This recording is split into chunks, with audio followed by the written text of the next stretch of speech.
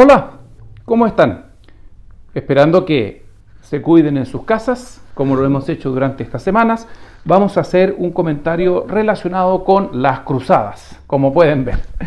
Bueno, la verdad es que lo primero que quiero hacer es que es muy importante tener en cuenta que este es solo un enfoque, no podemos abordar todo el tema.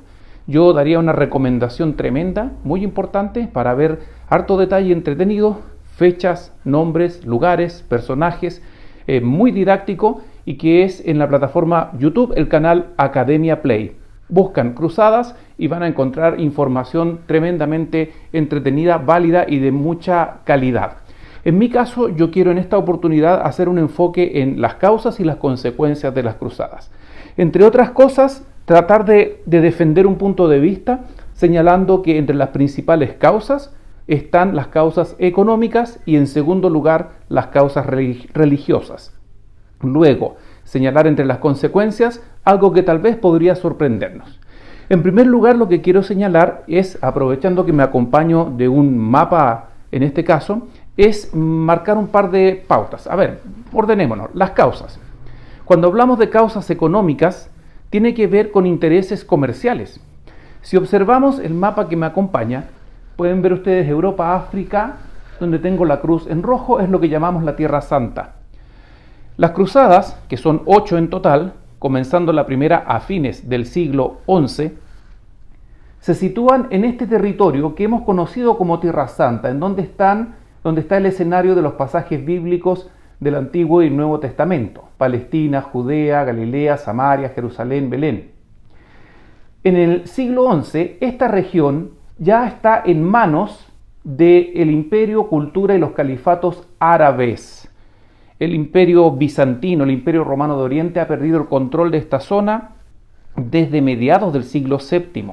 Por lo tanto, los musulmanes son los que ocupan toda esta región, todo el norte de África, y saben que han llegado a ocupar gran parte de España.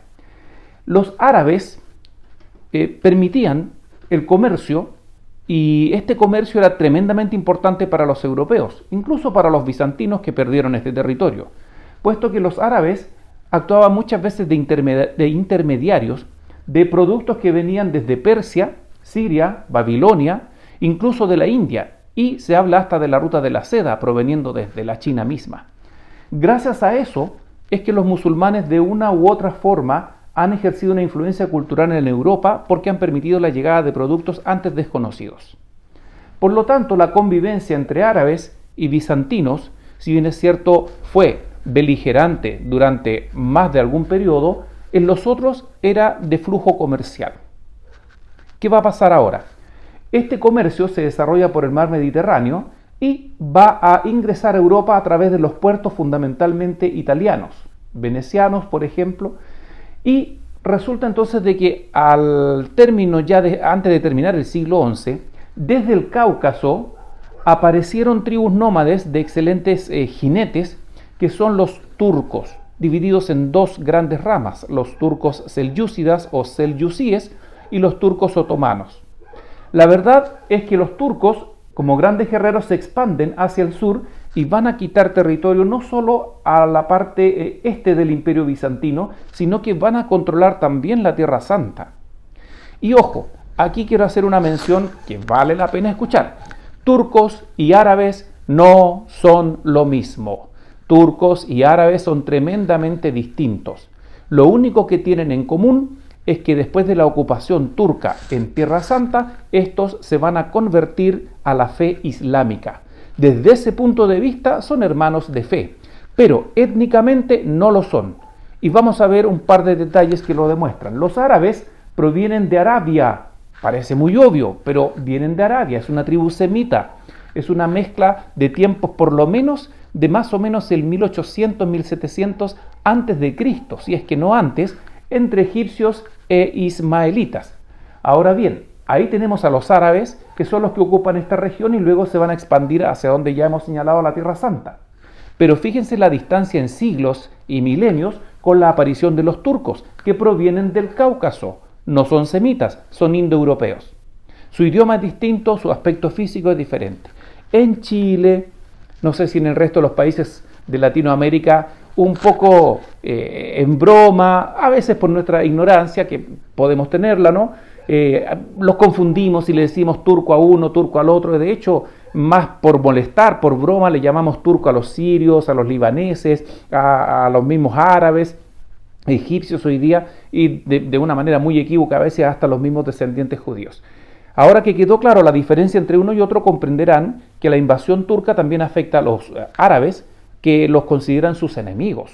No son, exceptuando la fe, un grupo, en este caso, homogéneo. Los turcos, a diferencia de los musulmanes, al ocupar Tierra Santa, van a actuar en muchos casos de manera de tipo bandolero.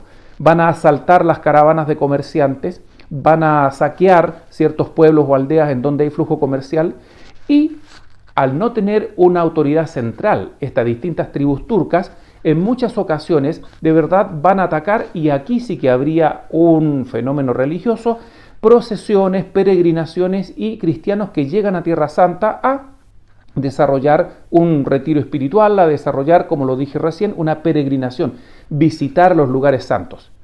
La mezcla de estas dos grandes fuerzas, por un lado, la interrupción del comercio, y en segundo, pero menor grado, la interrupción de las peregrinaciones a Tierra Santa, son las que motivan entonces a los papas, Urbano II, el primero de ellos, van a llamar a defender los santos lugares, a liberarlos de manos de estos grupos que a la fe cristiana son considerados entonces infieles. A partir de allí comienzan entonces las cruzadas. Pero ojo, acabamos de aclarar en gran medida estas dos grandes fuerzas que impulsan las cruzadas. Las cruzadas son 8. Hemos visto en el mapa, se ha señalado, se los comentamos en la guía y por supuesto en los excelentes materiales que hay en YouTube en general, podemos ver que el Imperio Bizantino está debilitado.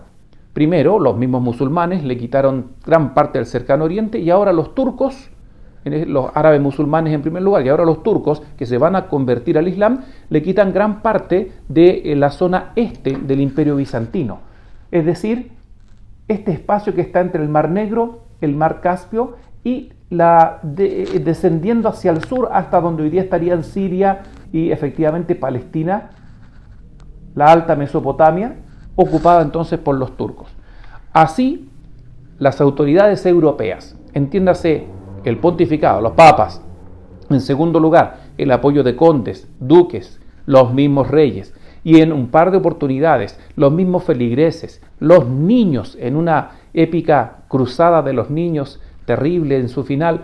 Por otro lado, una peregrinación cruzada predicada por Pedro el Ermitaño, con todos los pobres que se sienten dentro de un fanatismo religioso de la época, tremendamente protegidos por Dios y destinados a liberar los santos lugares. Las cruzadas son 8.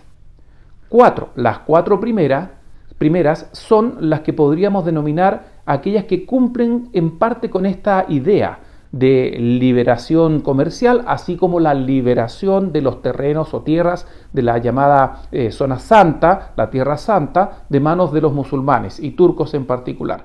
Las últimas 4 pierden su objetivo, se desarrolla una en Egipto, otra en Túnez, el norte de África, incluso algunas terminan en guerra entre los mismos ejércitos de la Europa occidental, franceses, alemanes, los mismos italianos, con ingleses, contra las fuerzas bizantinas, ambas cristianas. La rivalidad entre Roma y la Iglesia ortodoxa no estaría dentro de las causas, pero en algún minuto por ahí, entre medio de estos 2 siglos en los que se desarrollan las 8 cruzadas, siglo XI al XIII, la verdad es que Roma siente y piensa que habría una posibilidad de recuperar el control religioso de todo la cristiandad occidental, pero tampoco se logra. Ahora, las cruzadas se van a desarrollar como episodios militares, en donde van a ir estos caballeros, escuderos, se van a organizar grupos como este que estoy tratando de representar, la Orden del Temple, los templarios, los hospitalarios, son agrupaciones de guerreros con una fe muy ferviente, pero que a la hora de luchar, bastantes también despiadados fueron en la guerra misma. Los musulmanes, por su parte, sean árabes, hayan sido egipcios, hayan sido, en este caso, turcos, ellos creen en la yihad, que es la guerra santa, es decir, defender su fe. en nombre de Alá. Por lo tanto, guerreaban con tremenda ferocidad y mucha convicción. Las cruzadas como consecuencia es donde me quiero detener. Después de 8 cruzadas, podemos decir categóricamente varias cosas. La primera, la Tierra Santa no fue rescatada por la cristiandad occidental.